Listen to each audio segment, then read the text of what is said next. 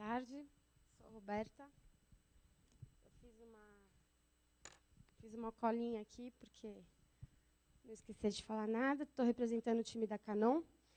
E, como o Carlos falou, queria agradecer muito a diretoria da ABC. A gente está há alguns anos, né, Carlão, tentando participar.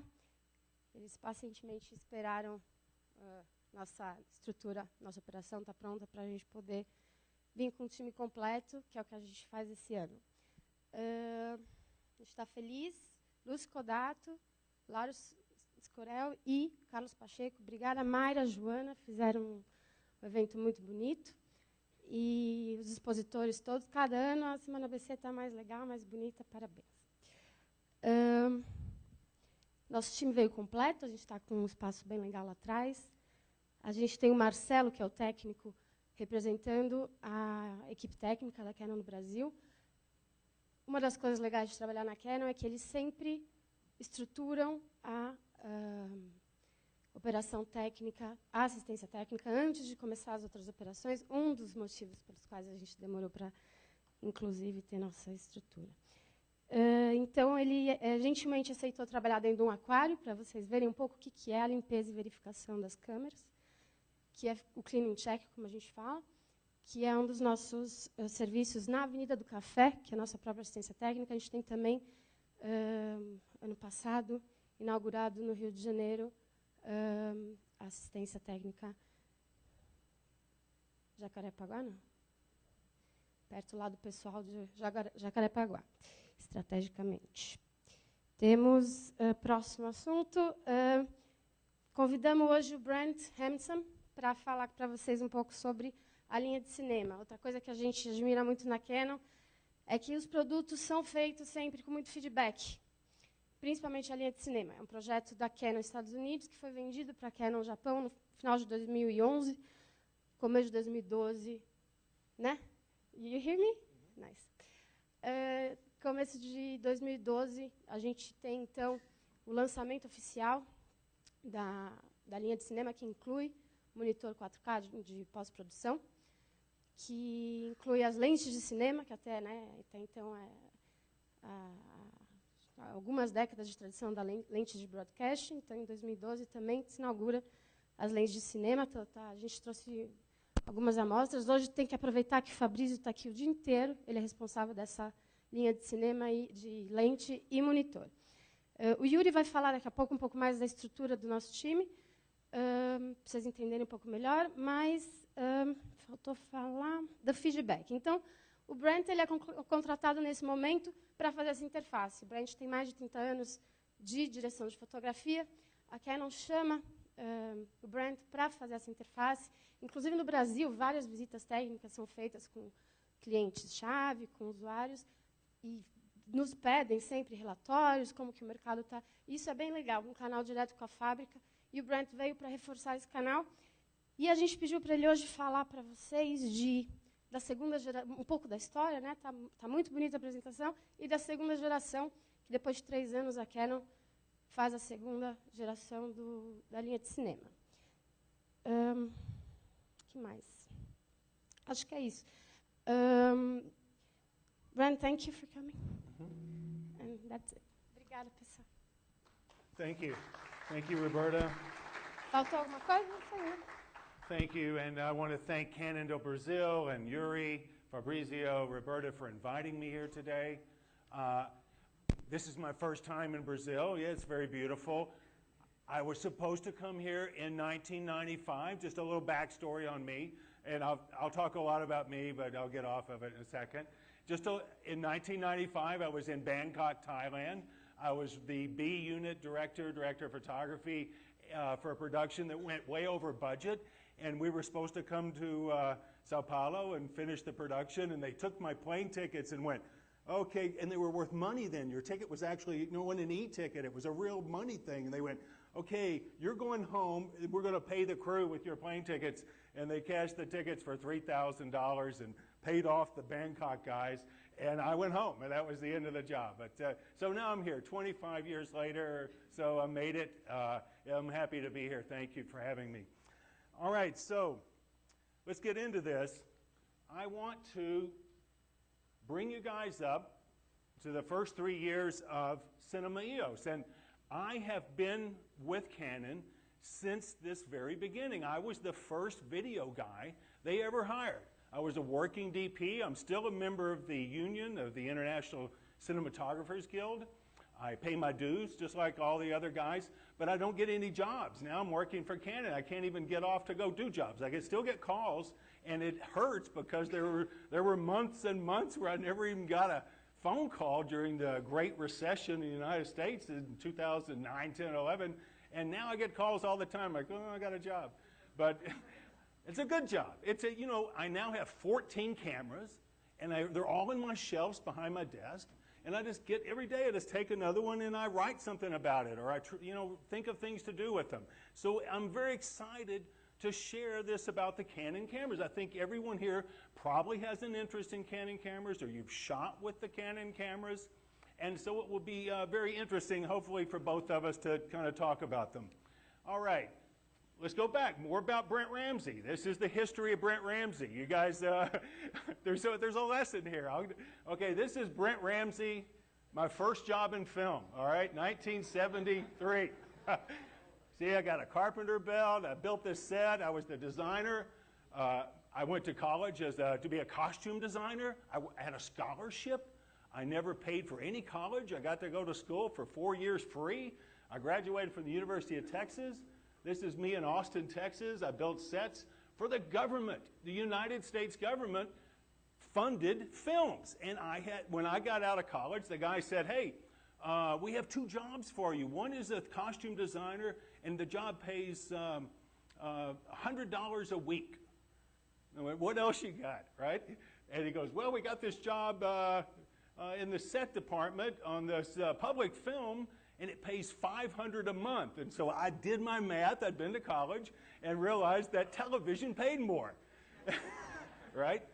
And so that's how I did it. Well, anyway, the lesson is not how dorky I look here, and I'm goofy looking, but you know, this is me today, and this is the first time I ever was on that side of the camera, and I was most afraid that I would embarrass my 13-year-old son who watches YouTube like every moment of the day. Right? And I was afraid, and I was afraid people would make fun of me or whatever, you know, and I was like, oh man, I don't know if I could do this, because I could only think about how much fun we make of people sometime who are actors and are on the other side of the camera.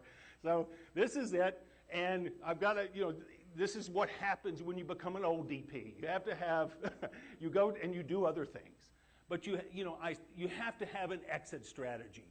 You can't do this your whole life. I mean, you can, I guess, if you're the guy who stands around with the dark glasses and you just walk around. But most of us, we carry cases and we lift heavy cameras, and your shoulders hurt, my knees are gone. It's dangerous work, and it's really for young guys with fast legs and agile skills when you're doing dangerous work. And so anyway, I want to share with you, the lesson here is this. I want to share this one thing with you.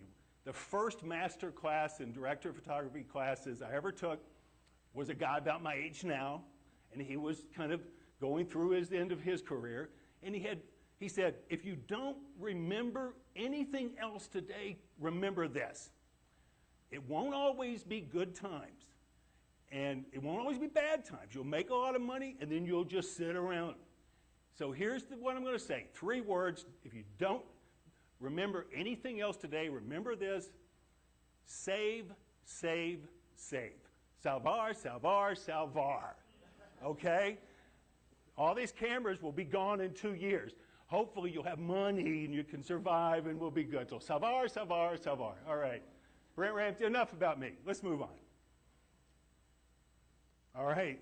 So that's a good little recap of some of the first 3 years of Cinema EOS, but I really want to start with the entire history of Cinema EOS, and to do that, I really have to go back this far. I have to go to the Stone Ages to talk about the history of Cinema EOS. Now, here's what it was.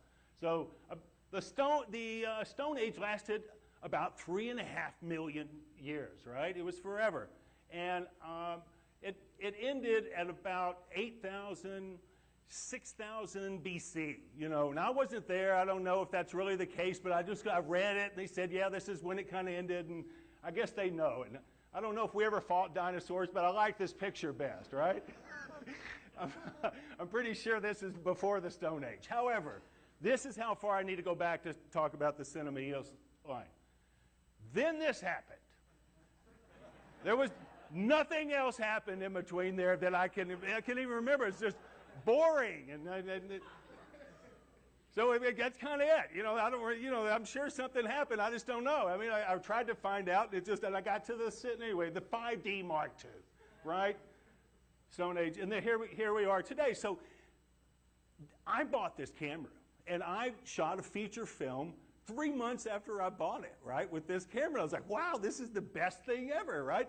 And then I started looking at the dailies, really like, you know, I started reading. People were going, well, it's got all this problems. It has rolling shutter, and it has moire, and it has jello, and I'm like, wait a minute, is that in my feature film? And I'm like, let me look at the, you know, it took the guys years to edit it, but I would go and look at the daily. Well, they're right, it has rolling shutter, and it has moire.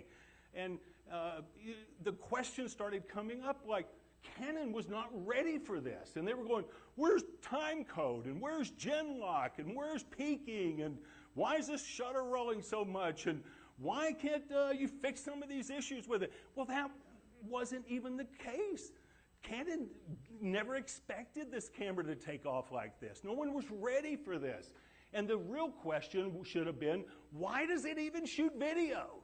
Canon's a still company. What were they thinking? Here they built this camera, and they went, some reporter one day at a press conference goes, you know, it would really be nice if when we're out there in the jungles, we had just a little bit of video we could send back, because these websites are really going to be a big deal.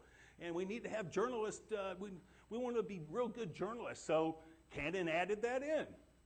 But what happened here was the issues with this camera overwhelmed the entire industry. But it really set the industry forward.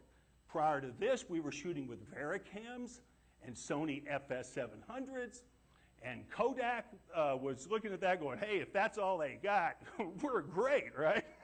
Well, and they didn't pay much attention. Kodak said, we'll build some film transfer units. They built the Thompson and some things, but they didn't see what was happening.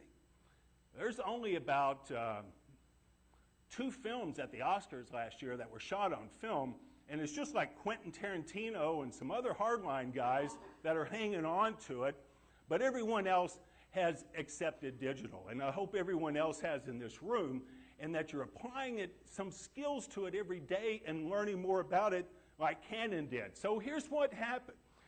Canon was basically, they're making this camera, and they're going, wow, these are beautiful images. Everyone's loving these images. I shot this image myself. You know, I didn't even try hard, right? I had a beautiful woman in a jungle kind of set. But this was what attracted people to the 5D Mark II. To get this look with any other camera, you had to be in 65 millimeter. You had to be shooting IMAX or VistaVision to get the shallow depth of field. But here was the issue.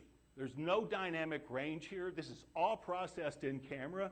You know, they got these deep, deep blacks. We got these highlights. We got this very colorful image. But this is what we get. We can't take this into post hardly. We can't grade it and match it with other cameras that aren't a 5D. And so it presented a lot of problems to the filmmaking guys. So what do we do? You know, where do we go from here? How can we fix all of these things? And what happened then was Canon said, we got to do something else. Let's work on a camera. We see we have a base here. We see that people like our pictures and our quality of film. I mean, our quality of image is gorgeous. We're skin tone people. We make 5K sensors.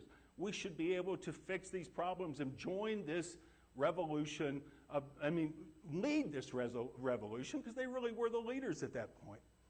And so in 2012, they announced the EOS C300, which came around to fix all of these, a lot of these issues. So now we've got Super 35 sensor. So now we can control focus better. Now we've got a faster readout on the sensor, so we don't have as much jello, and on and on. Gen lock, time code, peaking, monitoring, This is the worst part of the camera. Like, whoever thought of that? We really need 2 buttons for adjusting our headphones. You know, I don't know. But everything else worked. And then they said, okay, well, this is good. Let's keep building on this. And here's what we did. We went into that. We came out with these great camera lines almost immediately, the C100, the C500, the C300, and the 1DC. And this was where Cinema EOS began. So I'd like, at this point, then what I want to do is just tell you that, first of all, the thing with the Canon cameras that you probably already know is that they have not really made big inroads into major motion picture production. And this is the emphasis of our new camera, so I just want to admit that right away, and I want to just show you the one film behind the scenes of this film, which is the first motion picture shot predominantly with the C500, and then we'll talk about where we're going from there. Okay. Right after that, and along the same lines, as you know, Canon makes wonderful optics, and they're legendary basically on the film, on the lenses that they make. And so they decided to release this line of studio and cinema equipment. We have now more cinema primes. We've increased that to 6 EF primes to go along with those 2 studio zooms and 2 compact zooms, which we've added recently this Cine Servo 17-120, and this may be the only lens you need. I'm going to tell you guys, this is a great focal length. 17-120 is quite good. Plus it has this Cine Servo unit, and it has the capability with that to also, with our new camera, the C300 Mark II, it'll be autofocus capable, which will be huge, huge, huge. And then this monster beast, this is a beautiful lens, $68,000 US dollars, right? It's a very expensive lens, but it is a monster. It is awesome. I shot a film with it, and I just want to tell you guys, this is your next rental. When you need a long lens and you're shooting Super 35 4K, all of these lenses are 4K capable. This is where you got to go. And hopefully some will come down here and make their way. I think we just sold the #1. Yeah, Otto Nimitz bought the first one 2 weeks ago. So this is just starting to come out. This is the new wave of stuff, right? Okay, moving right along. This is where I really want to take you guys real quick. I told you earlier that Canon has really not become the camera of choice for major motion picture production. Where we have found our niche, where we found our following, and many of you guys here probably sharing this right now, we are a good documentary camera maker. This is where we live right now. This is where we are. At least we have something, right? That's something. After 3 years, we've only been in this 3 years, right? But we're dominating documentary market. This is a survey that was done by the this is the POV documentary, basically the public broadcasting service that I told you about that I went to work for in 1973. I didn't finish the story. When the next president came in, the first thing he cut was government funding for film. So my job was gone by, that shows you got to vote, man. You need to get out there and vote. It meant my job that year. Anyway, this is the survey, and you see where Canon in 2013, this is just after 1 year of being a camera, we have already become the camera of choice for shooting documentaries. Here is the lenses. We're over half of all the documentaries shot that were aired on public broadcasting were shot with Canon lenses. Yeah, okay. All right, now let's go on to Sundance Film Festival. Everyone here familiar with Sundance? Sundance is a big name, right? Okay. Sundance Film Festival, and we have now been there for 3 years. So look at how Canon did in those 3 years, and this will reinforce some of the stuff I'm talking about with you.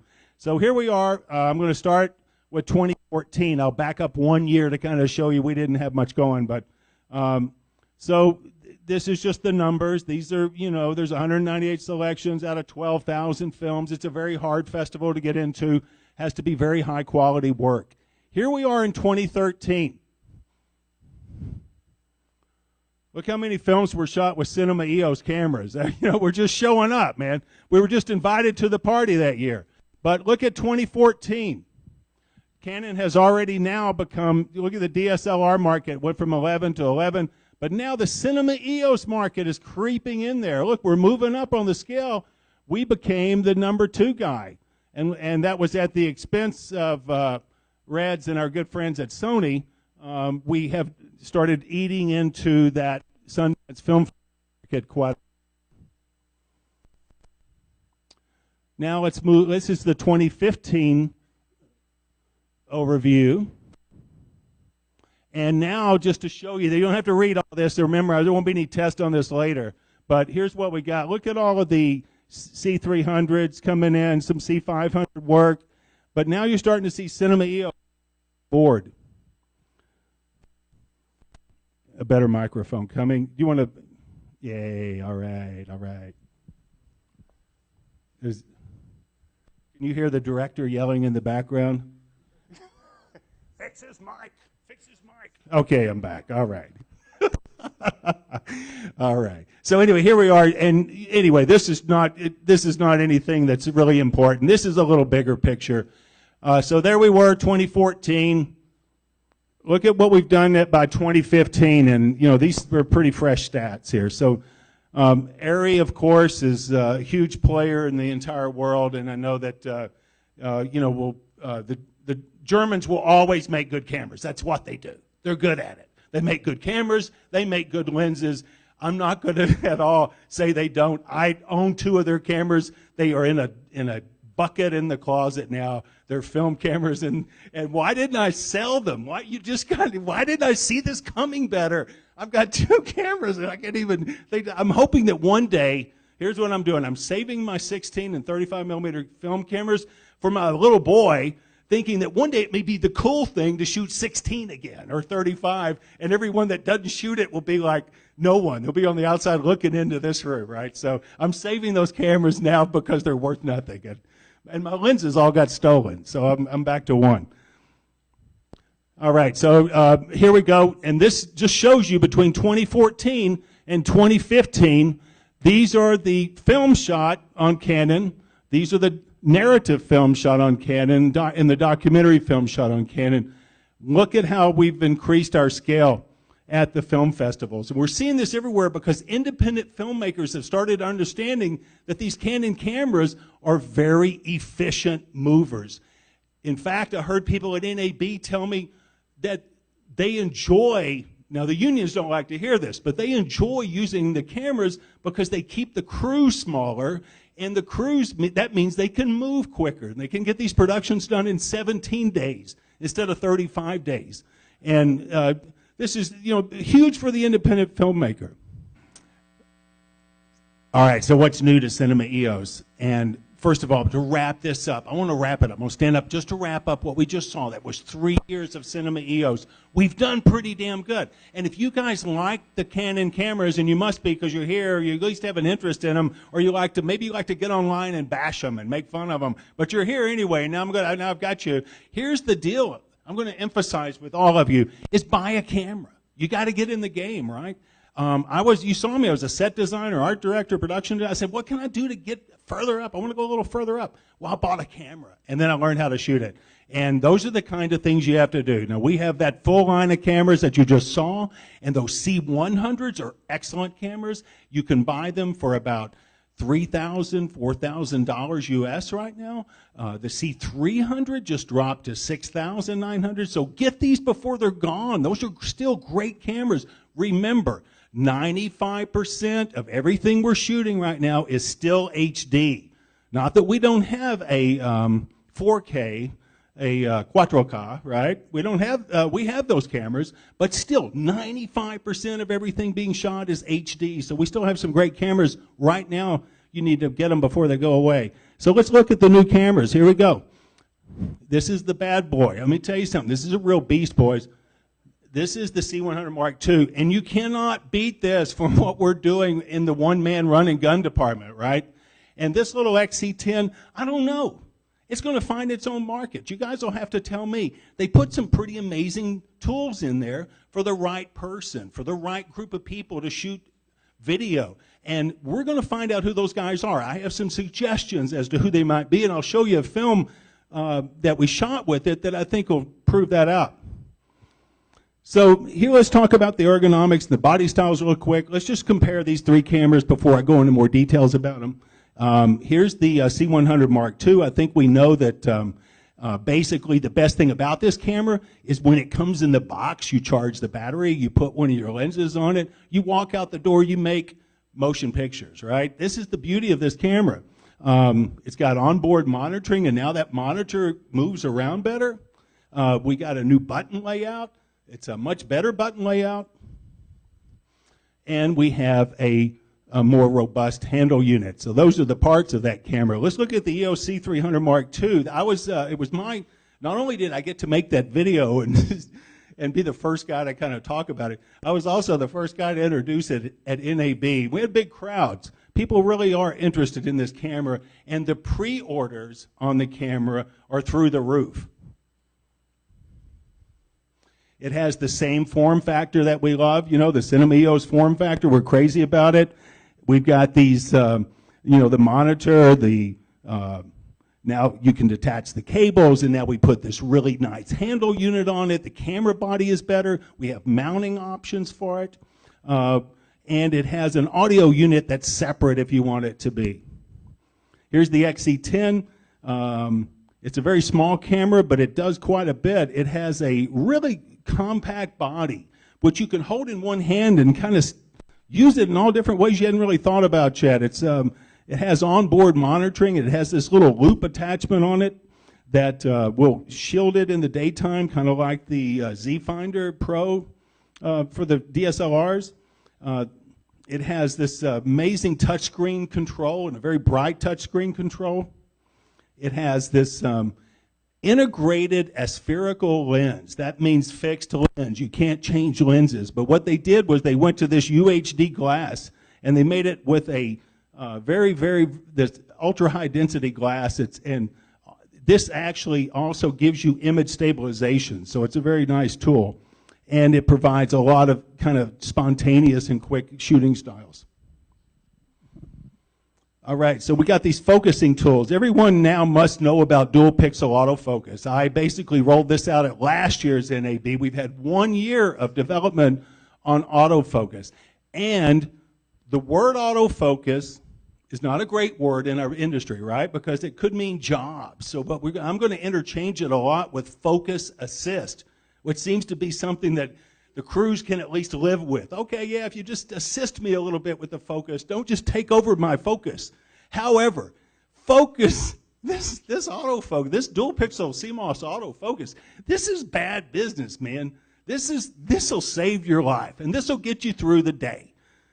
Take it from someone. Oh my God, look who showed up again. Oh, I don't want to connect.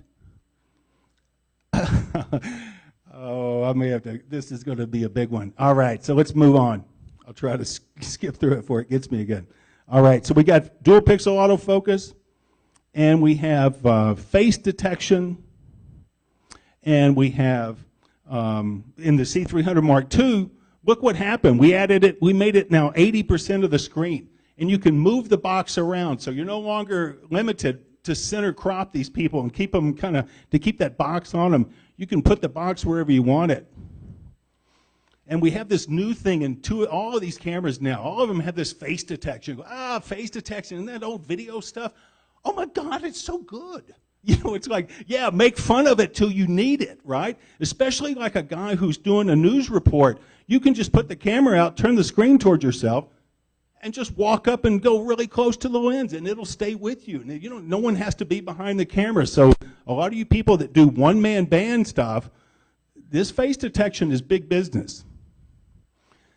And the C100 Mark II, now, it has face detection in the contrast mode, which is still pretty responsive. In fact, you should check it out in the back of the room here. And then the C300 Mark II takes phase detection to another level with the dual pixel CMOS autofocus.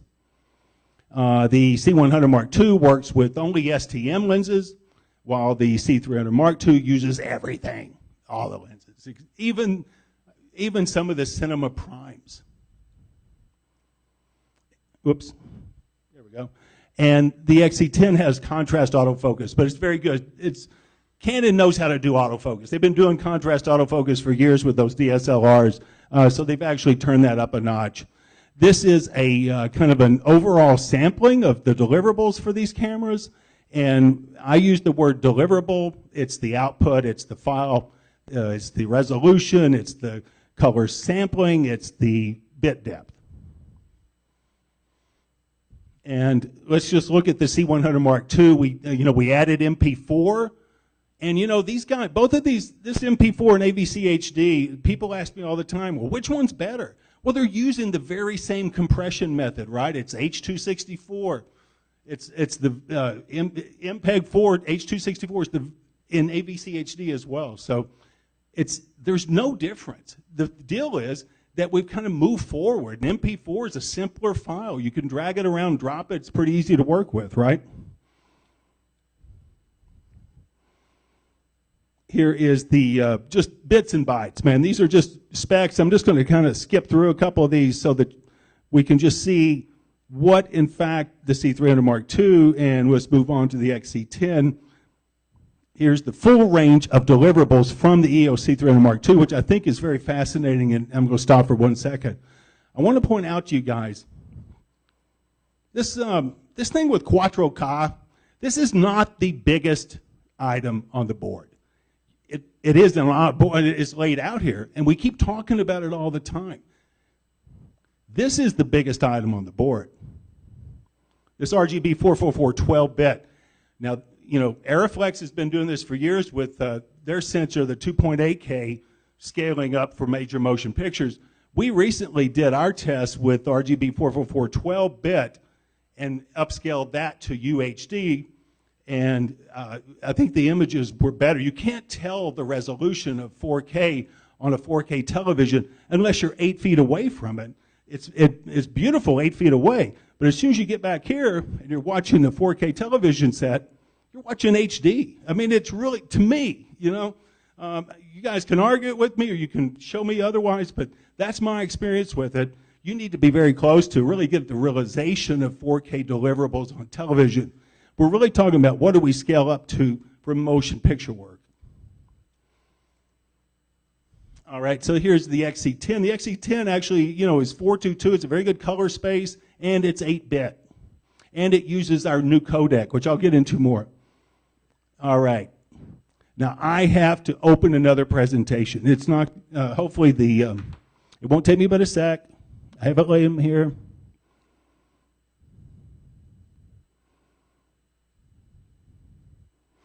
This is one that we did at Sundance, in fact.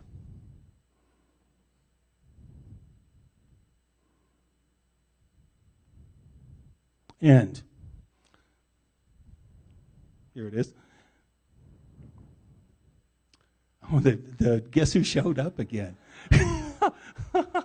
No, this is good. Until I turn this off, I don't know how to turn it off, man. Why did I ever connect? I didn't even use it. All right, this is bad. All right, so here we are. I'm going to call it another tool in the belt, man. I'm just going to run through this real quick. Now, if you guys have seen the camera, it's here in the building. Has anyone used it? Does anyone own it? No owners yet? How about rentals? Anybody rent? Oh my God, there's in the back of the room, you got the door prize. That's a good, even if you're not saying the truth. This is a I say bad. It's a great camera. It really is very, very good. It's a bad boy was what I was going to say. So here's the topics we're going to talk about. We're going to talk about the handling, the ergonomics, the new processor, the low light imaging. I'm going to show you examples, some video examples of some of this, and that how sharp it stays with the dual pixel autofocus, and that it's socially active, meaning it really is connecting it's a very easy connection to Wi-Fi. So This is the list of items, again, repeated just to let you guys know that it's all those things I said it was. And let's just look at the ergonomics real quick. We know that this is a comparison of the size of the camera based to the cameras we all know and love. And this is just a little bit of an overview of what it looks like built down and built up. And here's what we did. This is kind of an interesting little touch on the cameras, is that they now have these little, this may be too dark to tell, but there's kind of like this little braille in it. It's got little nubs on it. Go check them out in the back of the building. See this nub? This one has like a parentheses around it. And some of them are recessed so you can't touch them. It's so that you can operate in the dark. So if you're in a concert venue or a studio or a convention, or you're shooting something where you can't really see what button you're about to push, if you learn the braille system and keep your middle finger there, you should be able to find everything else. I thought it was a pretty interesting touch. I don't know how well it's going to play out. But it's got a new screen. It's a very nice high resolution OLED screen. It's very, very bright. It's very good. And it's adjustable, as you well know, for all these multiple angles. This is a comparison of size, again, to the 5D Mark III. And here's just a couple of the configurations of the monitor panel. We call that the operator, call that the 2x, the skater. Here's a selfie look. And then we added the buttons to the panel, which is huge. We didn't have that on the old camera, and you had to program in iris up and down on the assignable buttons if you removed the handle unit. That was kind of a bad idea. But this new Digic DV4 processor is what makes this baby run. And what we've done here is, I just want to show you, this is kind of how does this work? Well, this is what we call oversampling HD processing. And we basically start with the 4K sensor. And as you all know, I mean, a lot of this stuff you guys know already. We basically lift 1920 by 1080 red, blue, and then 2160 by 1920 green.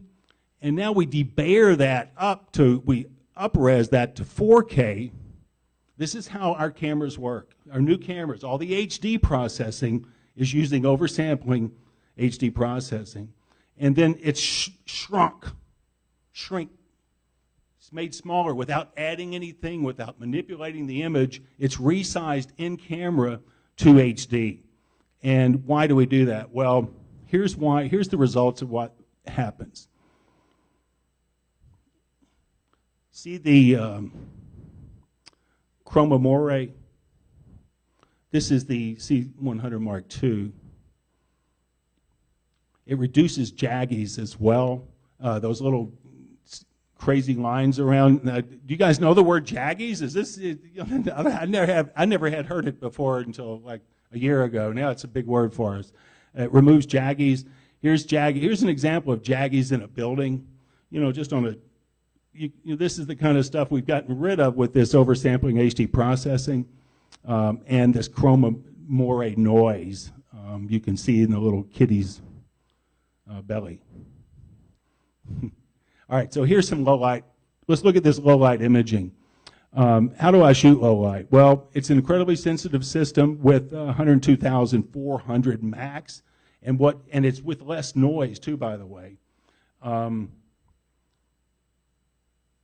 Here's some examples. These are.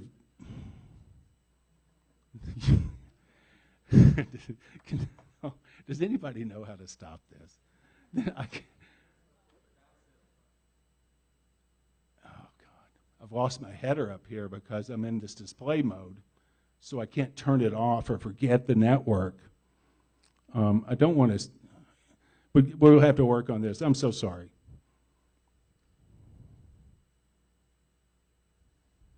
Can you go back to the presentation? I've got it. I've fixed it for at least 8 minutes, it looks like. Okay, so here we go. This is the C100 on this side of the screen, the C100 Mark II. This is 6400 ISO. I'm just going to roll this. This is actually video that you can see rolling through there. So you get an idea of the noise structure and the improved noise structure with the C100 Mark II. It's much more sensitive. Wow. All right. it can't handle any more of this.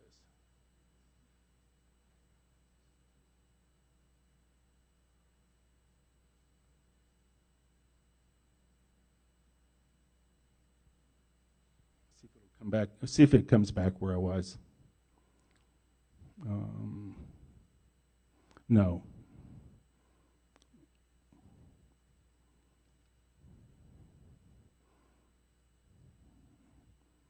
Give me a minute to reestablish with it. Okay, so the main thing I wanted to do is kind of skip to this next chart anyway. Let me just do this. This is I want to show you what a film looks like. This is going to be video when it comes back. Okay, we're back up. This is a video shot with one candle with the C100 Mark II. Using one candle to light the entire scene, and a variety of lenses.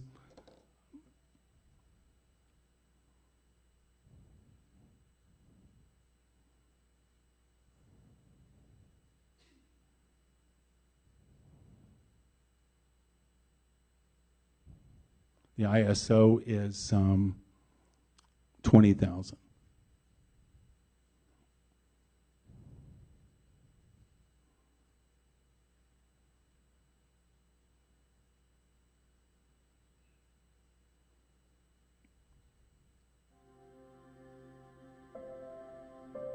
Now the music shows up. All right, great job.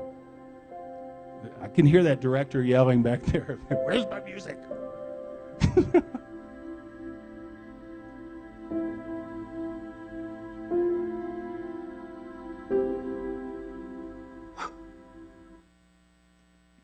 All right.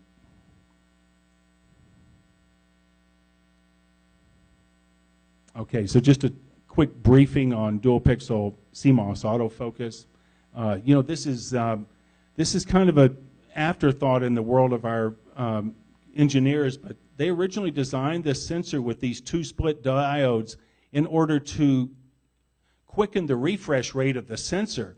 And later on, someone was like, oh, wait a second, what if we made that be where both sides of the sensor kind of triangulate onto the subject? Could we make that be something cool like autofocus? That's how this all worked out. And then they added in this face autofocus with these new STM lenses. Here's that little boy of mine I was telling you about. He is his worst nightmare is when I come home with a new digital camera and I drag him out and say, come on, we got to shoot some test shots. Well, this is my son doing that.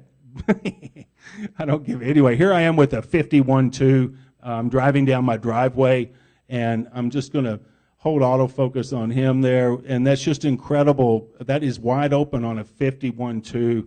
I can, like, instead of just hoping I get 3 seconds of usable footage, I can count on getting long sections to choose from. Here's that face autofocus. Basically, I'm going to show you a comparison between using it and not using it. Here's with and without.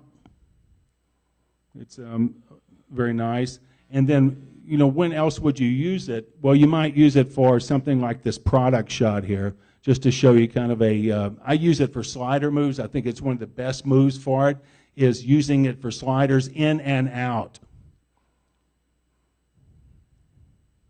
And then let's, yeah, that's with 200 zoom. You see it stays pretty nice and sharp there. Let's look at it without, just for the fun of it here. That's kind of what we're used to. But so that's the type of, these are the type of shots you're going to find that you really love it for. And then the other thing that's so popular now, of course, is gimbal work, Movies and Leadus systems.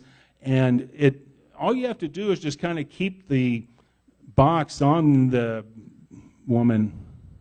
Oh. Oh. All right.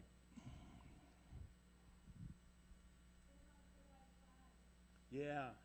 How do I do that when I can't see my menu?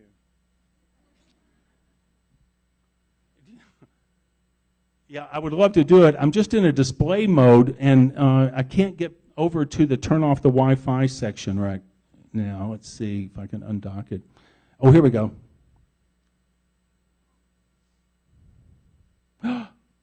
Wi-Fi turned off. Great suggestion. Thank you. Do we have one more door prize? Just one more door prize, please. All right. So I think I was at this part. Yeah, here we go. We got a movie going. So gimbal work. Movi, Letus, Ronin, handheld, glide cam. This is where it excels, Steadicam. You don't need a focus puller to make these shots. This is an incredible improvement on where we used to be. And I've done this shot. In fact, I did some shots for Vincent LaFerre like this. I did them live at NAB on a 51.2 and on an 85 and on a 100. And I was in front of about 1,000 people, and I had never even, practiced the shot at all. So it's a very cool feature, something you guys have to use.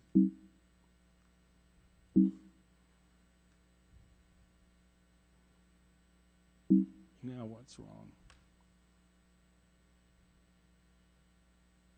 That's that. Okay. Nope. I'm going to get through this. You guys will be so happy when I'm finished, I know, but I am going to work through this. This is the socially active section, MP4. You can upload a proxy file almost instantly, and it cuts your workflow to look something like this. And it makes for smaller files, and you can also use it. This is for the newspaper people, for the journalists.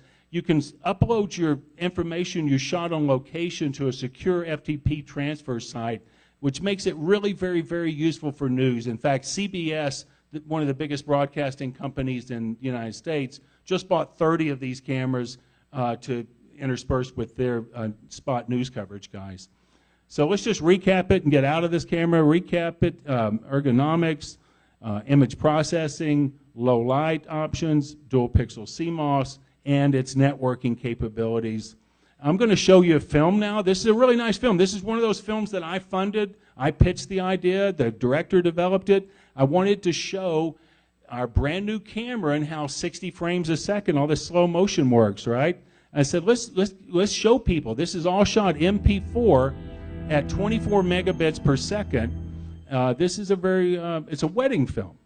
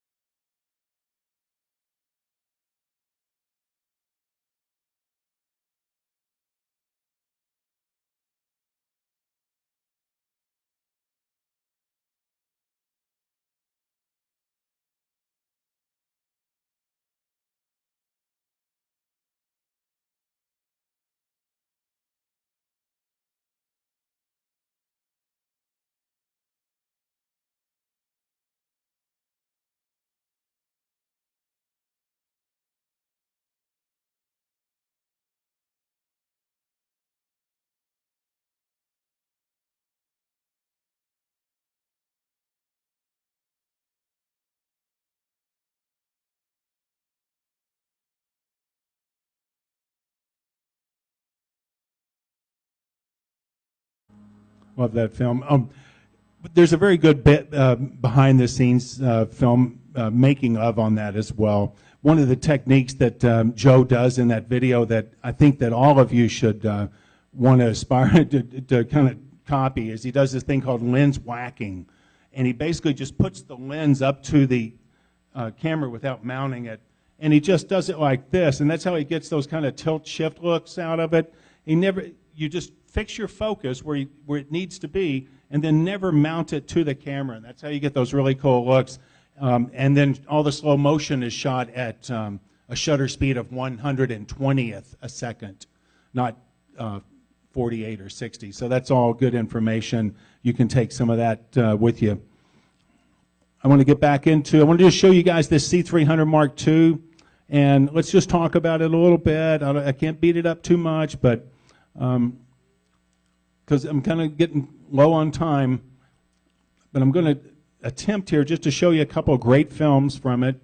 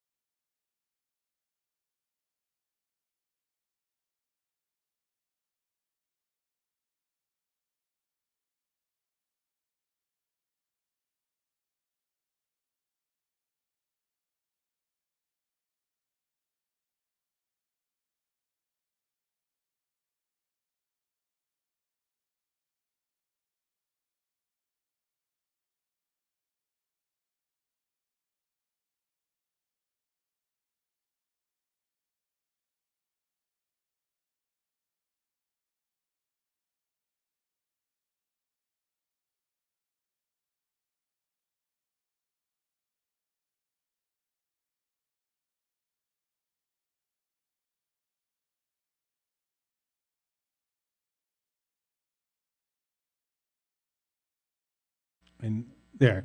All right, so what's C300 Mark II all about? Well, here you go. This is kind of my list of really cool features with it. First of all, it has incredible high image quality, and it has wide dynamic range. They have created a new recording codec, XF-AVC, which is very much what Sony's been doing with their AVC, very much like Panasonic. They have an AVC codec. But this one has a much, much higher data rate than we've had in any of our codecs before. And it's evolutionary in its focus assist functions. These are huge, guys. This is really big stuff. And no other camera company is really in this game. So it's what makes it really kind of unique. And it improves the operability. It's also now built of die-cast aluminum and magnesium. It's no longer a metal form. It's a rugged camera, and it's HDR capable. It sends an HDR signal out the monitor port, so if you have an HDR capable on-screen on-set monitor, you can actually figure out how to expose for high dynamic range photography. HDR is very, very, very, very, very big now in the world of motion picture production in Hollywood. Major motion pictures, episodic television. This is going to be a gigantic step forward for Rec 2020 production and for the production and display of motion picture sets. All right, I'm going to blast through a lot of this stuff, so I hope you don't mind if I just tell you that the big improvement here is that now one of the things that's changed, remember the C300, C100, C500, they all had the same sensor. They had the same image processor. Look, we've got new image processor, new sensor, new codec, and we've got CFast 2.0 cards. We're recording to a different media, and we can now output raw RGB in all of the same flavors of the C500. So your 2K RGB 444, your raw 10-bit, and we can shoot high frame rates at that, but not in the 4K. 4K is limited to 30 frames a second. I guess you all know that by now. Let me just show you this new sensor. It's a little bit larger than Super 35, so we really don't know what's going on there, but you can see how they're using it. The readout of this sensor is now 2 times faster, so rolling shutter, distortion, jello effects have been reduced even more with this camera. Just a word about these 2 image processors. It has these dual DV5 image processors. This reduces the chroma moire. You saw this with the C100, the jaggies, the noise, except the C100 Mark II had a Digic DV4. This has 2 Digic DV5 processors. It's a huge, image processing is dramatically different on this camera, especially in the area of noise reduction. This is just a recap of that in HD. It's using the oversampling HD processing. Let's talk about these 15 stops of dynamic range, which here's how they distributed it. So that you get these 3 extra stops of dynamic range. They put 1 in the top, but they put 2 in the bottom. Look at this now. The ISO starts at 100. In the old cameras, it started at 400 or 320. And look at the shadow protection you're getting at these low ISOs. 12 stops of seeing into the dark areas of the set, right? The other thing I really want you guys, I don't know how much you know about, you compare cameras and dynamic range of cameras, but look at the 18% gray line. It stays the same regardless of the ISO setting. No other camera manufacturer does this. It's one of the cool things about the Canon camera system. As you go up in ISO, you don't have to worry about, oh, do we have now 5 stops above and 7 below, or do we have 3? You know, because when you change the ISO on some other camera manufacturers, each ISO setting requires you to rethink your dynamic range. This helps you with producing your light package, and it keeps your mind constant. So once you hit the base ISO, which is 800 now, you've got 6.3 up and 8.7 below. If you want in Canon Log 2, the Canon Log base has now changed to 400. Remember, it used to be 850. Well, no one had a meter that had 850, so I don't know what they were thinking. But what this means is, basically, if you want to go from Canon Log 2, there's no exposure change here. It's very simple. It works very well. And this incredible highlight protection, and I've got some examples to show you, and you can see into the dark. You know, these Canon cameras can basically shoot a BB in the dark, man. This is what's been their strong point, and no other manufacturer has really matched this capability except in, say, well, I saw that a very impressive, the A7S did a very impressive low light demonstration, but we're talking about major motion picture cameras here. And that's due to this new Canon log curve.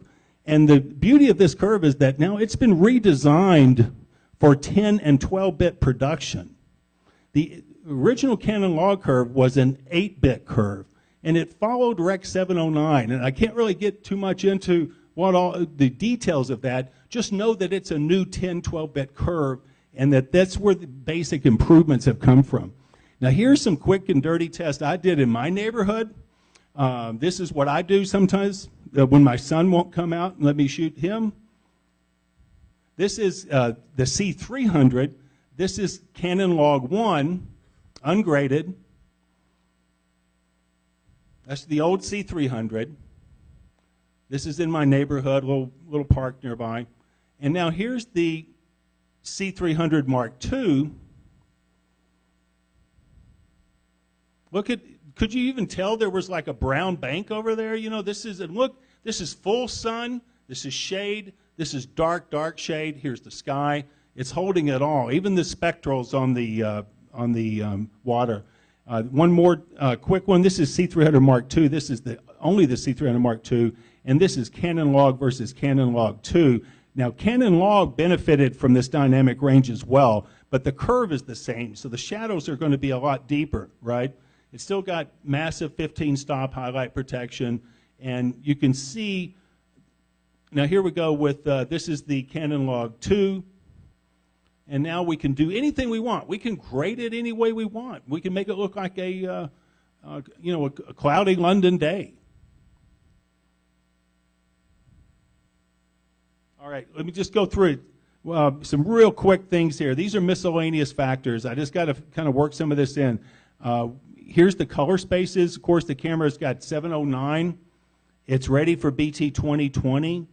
It has the wide cinema gamut. Wide cinema gamut encompasses all film stocks ever shot, right? So made. Any film stock ever made, if you needed to match back to a film, this is what you would set your camera in.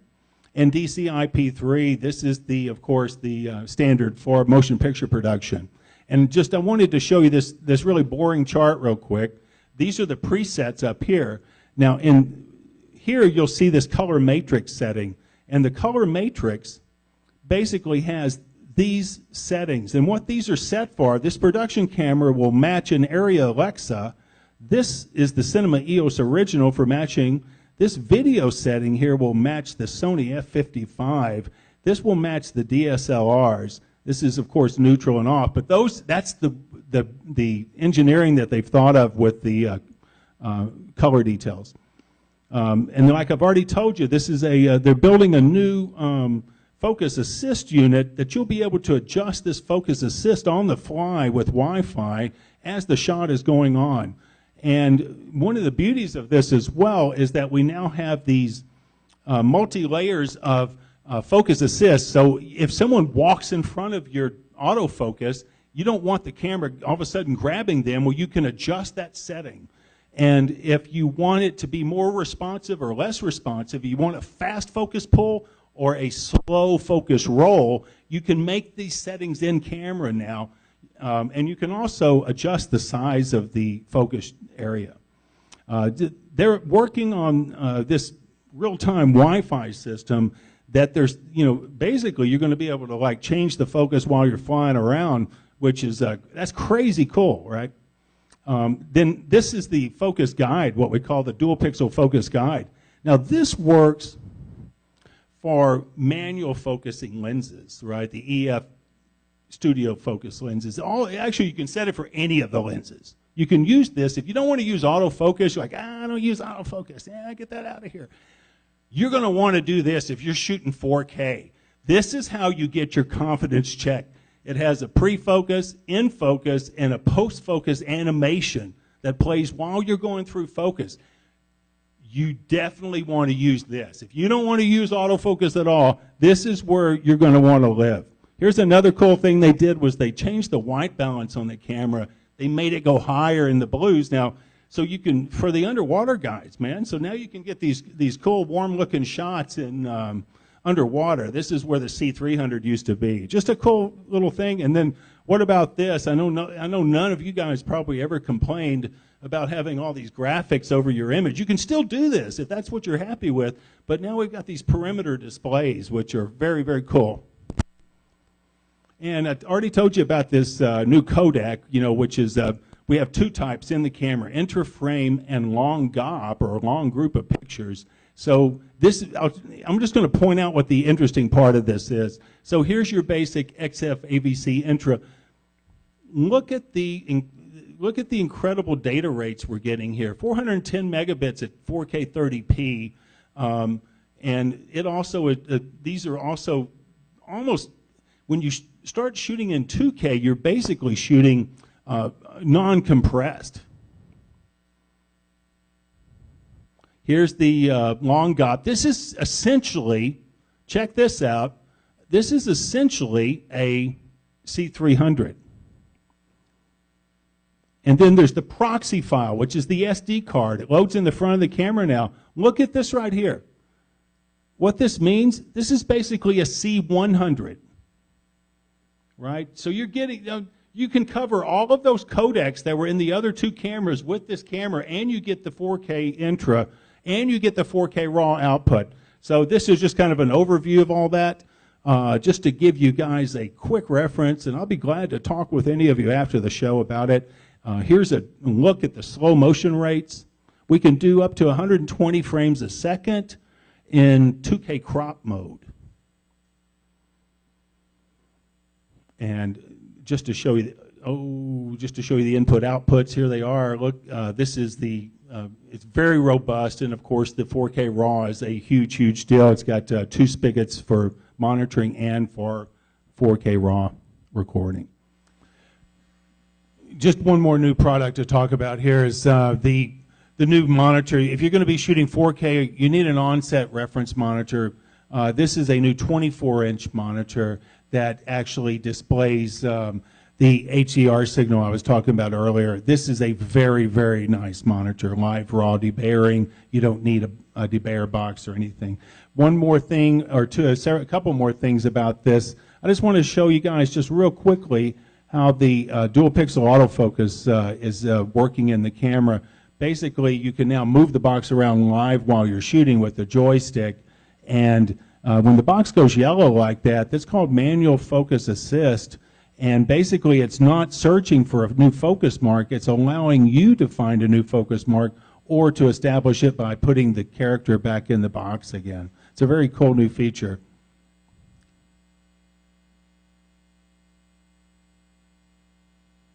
And I already mentioned the face autofocus and just or motion tracking, and this is where that comes into play. This is actually still dual pixel CMOS AF, and then I'll show you one example of face AF, and you'll see how this is all working out.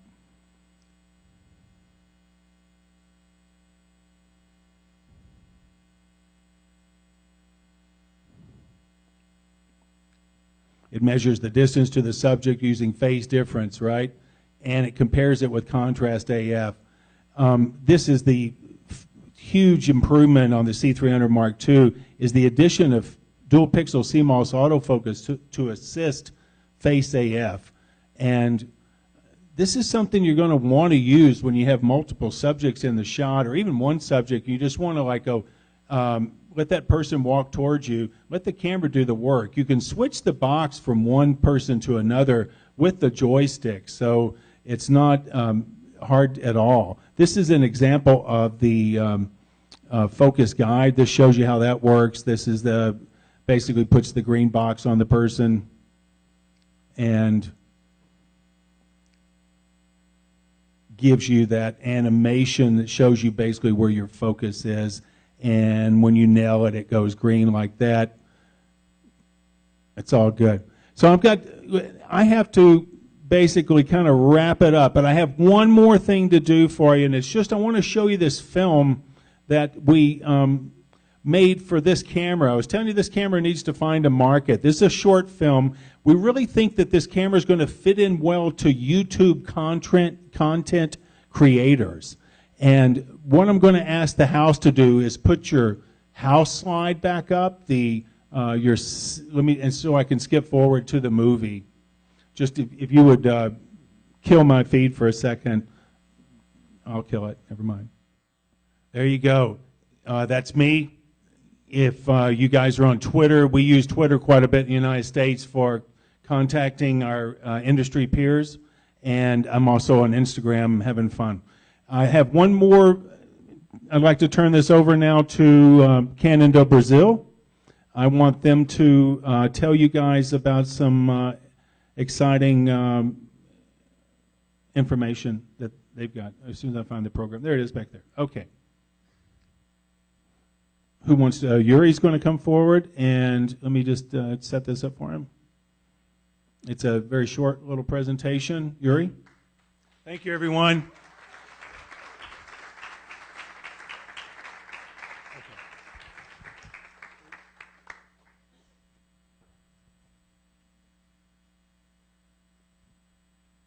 Som, teste. Um minutinho.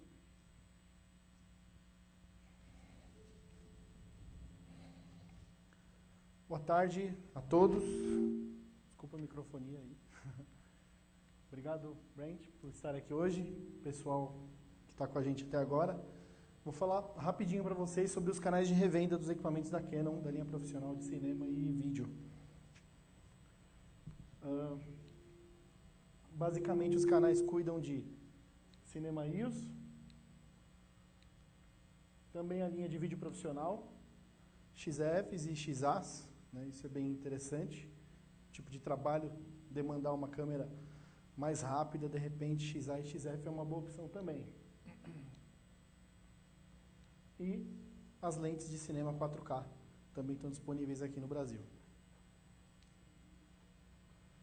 Falando agora dos canais realmente, nós temos a Sigma Broadcast, que está aqui com a gente hoje no nosso stand aqui. Tá? Pro TV Engenharia, aqui de São Paulo também está aqui. E o pessoal da Prata Vieira do Rio de Janeiro. Tá? Nós temos 3 canais de revenda oficial. O que é importante frisar, esse preço de pagamento, a forma de pagamento pode ser em real ou em dólar.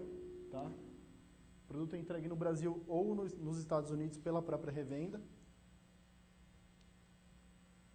Comprando com uma dessas 3 revendas aqui ou lá, garantir suporte técnico da Canon do Brasil. Tá? A gente está localizado aqui no Jabaquara, super pertinho, super fácil. E nós temos escritórios técnicos em São Paulo para lente, câmera de cinema, DSLR, lente EF e broadcast, e Rio de Janeiro para lente de broadcast. Tá? Falando um pouquinho aí do pessoal, ficou fora da ordem aqui, mas não tem problema. Eu, Yuri Nieto, Roberto Tenenbaum cuidamos de câmera na Canon do Brasil, tá? Tanto cinema quanto vídeo profissional. E o Fabrício Reis, que está aqui também, cuida da parte de lentes, cinema e broadcast. Dúvidas, por favor, a gente vai estar no stand. A gente tem a C100 MKII, C500, C300 e as lentes também. Gostaria que vocês pudessem passar lá para conhecer. E a XC10 também, que a gente viu o videozinho agora, também está lá. E basicamente é isso. Vou chamar o Hernani para falar rapidinho do CPS. Tá? Muito obrigado.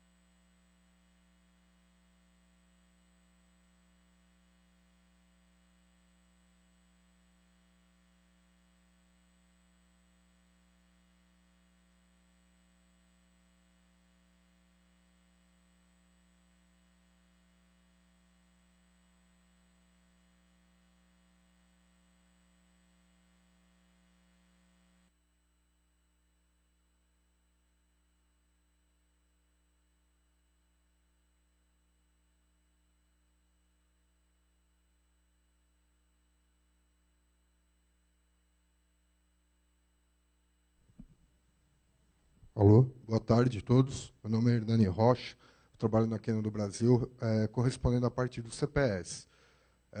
Para os que não sabem, o CPS atua há mais de 20 anos nos Estados Unidos e Europa, e é um programa de benefício que o fabricante oferece para o consumidor final, para o fotógrafo profissional, para o cineasta, o pessoal que trabalha com vídeo. Aqui no Brasil tem 2 anos e meio, mais ou menos, que o CPS está atuando, e nós estamos fazendo a parte de adequação do programa CPS no Brasil. Inicialmente, estamos trabalhando agora com fotografia, com pessoal que faz vídeo também, por exemplo, com 5D Mark III. Tem alguém que usa 5D Mark III ou que costuma fazer algum tipo de vídeo, precisa de limpeza e verificação aqui na sala? Tá. Então, eu peço para vocês que, por gentileza, quem tiver interesse, como eu disse, o CPS é um programa de benefício, já existe há muitos anos no exterior, e nós estamos trazendo para o Brasil também a parte de cinema. Estamos começando a desenhar a parte de benefícios, que é poder trabalhar com o pessoal voltado para o cinema. O que o CPS hoje oferece para o fotógrafo? O CPS hoje tem a parte de empréstimo, né, de câmeras. Tudo isso que eu estou falando para vocês são benefícios que a gente está trabalhando. Eu peço que vocês fiquem ligados na parte do site CPS, que é www.cps.canon.com.br, que lá vocês vão ver muito em breve as novidades dos pacotes que a gente vai fazer. Certamente a gente vai fazer mais de uma modalidade de cinema. Porque dentro desse pacote, dentro desse Canon Professional Service, além da limpeza gratuita e verificação que é feita, como hoje nós estamos fazendo aqui uma limpeza gratuita das câmeras da LCR, como a 5D Mark III, esse sistema de limpeza é feito só na parte externa, limpa-se o sensor, o pentaprisma embaixo, né, o despolido, é feita a contagem dos cliques e a parte externa da lente, aquela ácido úrico costuma deixar o anel da lente esbranquiçado, o que faz com que ela resseque no calor. Então, hoje, um cliente CPS, um fotógrafo profissional, que se afilia à Canon, que se torna um membro associado à Canon, ele paga um pacote de uma anuidade, e dentro desse pacote ele tem empréstimos de câmera. São 10 empréstimos no ano, cada câmera, cada equipamento, uma semana, que pode ser de uma 1DX, de uma 5D Mark III, a uma Super Tele, como uma 400, 500, 800 milímetros. Então, o profissional tem empréstimos gratuitos de uma semana a cada dentro desse ano. Quando você for fazer uma assistência técnica, uma manutenção no seu equipamento, você vai ter um outro tipo de empréstimo. Enquanto o seu equipamento estiver sendo consertado na Canon do Brasil, você vai ficar com o equipamento da Canon do Brasil durante o tempo de reparo do seu, sem deduzir esses 10 empréstimos iniciais que eu falei. Tá? 10 empréstimos durante o ano, uma semana a cada. Precisou de conserto, você vai ficar com o equipamento Canon emprestado por tempo indeterminado. Enquanto sua câmera precisar importar uma placa, um circuito, demorar 3, 6 meses, você vai ficar com o equipamento Canon na mão. Tá? Valor máximo de reparo, R$ 2.500. Tá? Isso até 3 vezes o ano, isso para orçamentos que custarem até R$ 9.999. Então, até 3 vezes um ano, um reparo for dar R$ 10.000, você paga R$ 2.500 e fica com o equipamento Canon emprestado, tá? Tempo de reparo. E você tem 20% de desconto na aquisição de produto Canon, linha profissional fotografia, pelo site da loja virtual da Canon, lojacanon.com.br. Então, novamente, aqui eu não vou me demorar muito falando aqui as partes de limpeza, os empréstimos, valor máximo de reparo. É um briefing mesmo. Quem tiver dúvidas, eu estou no balcão da Canon na parte de CPS. Quem quiser perguntar mais, eu vou ter o prazer de atendê-los, conversar com vocês. E, novamente, fiquem atentos ao site do CPS, porque muito em breve a gente vai estar lançando os pacotes modalidades para cinema. Ainda não temos desenhado, para quem vem perguntar, como que vai ser o cinema, qual vai ser a quantidade de empréstimos, quais equipamentos que a gente vai emprestar. Tudo isso a gente está trabalhando em apoio, em conjunto com o pessoal do CPS dos Estados Unidos. Então, a gente, para fazer um programa que seja satisfatório, até porque os valores, a gente pensa muito em questão de valor no Brasil, né? Então, hoje, por exemplo, se você pegar um CPS... de novo, eu apertei o botão errado aqui, desculpa. I'm sorry, I'm pushing the wrong button. Yes, thank you. Thank you. This one here, right? Oh, all right. Ok, thank you. Então, aqui são os principais eventos que o CPS está presente, tá? Como parte de Stock Car, Semana de Fotografia, Copa América no Chile, nós vamos estar trabalhando agora também, fazendo empréstimo.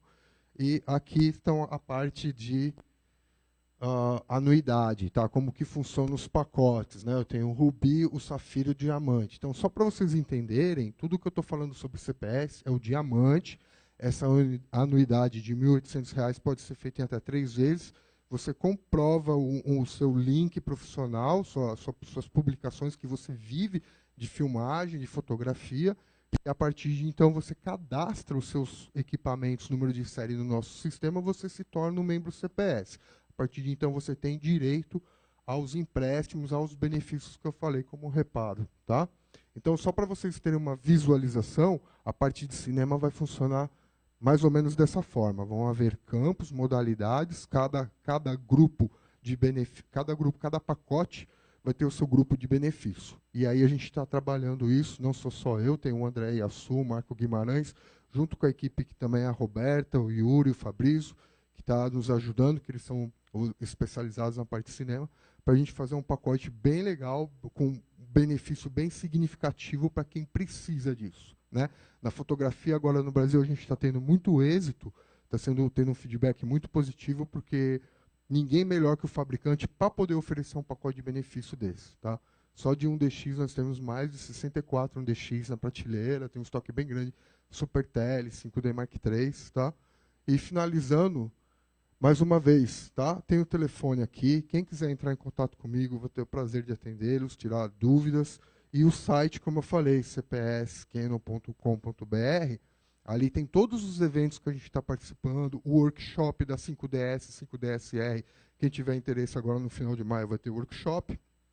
E, muito em breve, naquela coluninha dos pacotes, vai ter o benefício de cinema, para quem queira fazer empréstimo, limpeza e ter essa assistência técnica de cinema. Tá bom? Agradeço a todos vocês. Um bom final de tarde e boa sequência de evento.